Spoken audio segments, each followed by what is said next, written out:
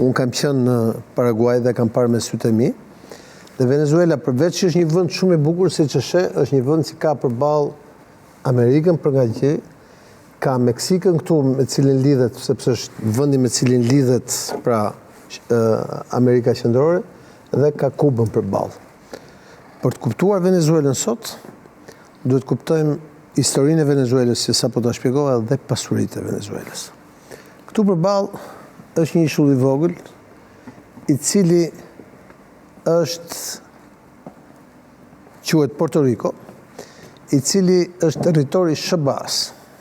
Dhe Venezuela deri para presidentit Chavez ka qenë një vend aleat i SHBA-s. Problemi fillon me Chavez, me Hugo Chavez. Problemet e Venezuelës fillojnë me SHBA-n po flas. Problemet e Venezuelës fillojnë me faktin që Venezuela historikisht probleme më të mëdha nuk i ka pas me fqinjët, por i ka pas me vete. Kriza me SHBA-n në kohën e sotshme fillon me presidentin Chavez, ose më sakt.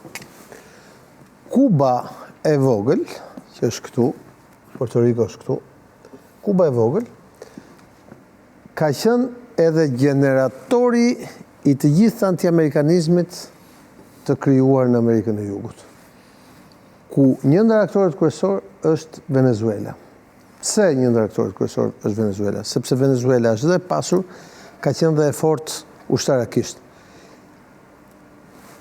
Aleanca e Fidel Castros, dhe duhet pranojmë një gjë që Fidel Castro ka qenë i vetmi njeri që qëndroi përballë Amerikës për shumë vite, dhe amerikanët nuk e rrëzuan dot, ka qenë edhe ai që ka mbjell pra anti-amerikanizmin në të gjithë Amerikën Jugore.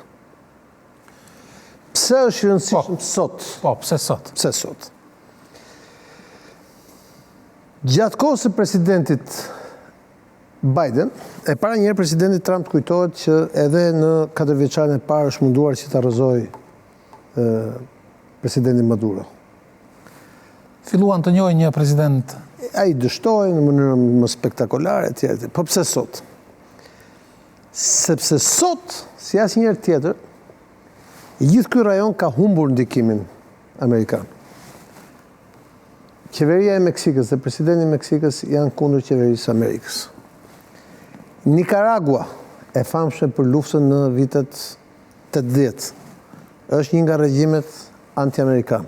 Hondurasi, gjithashtu një vend totalisht i destabilizuar. Aty e ke Guatemalën e ke?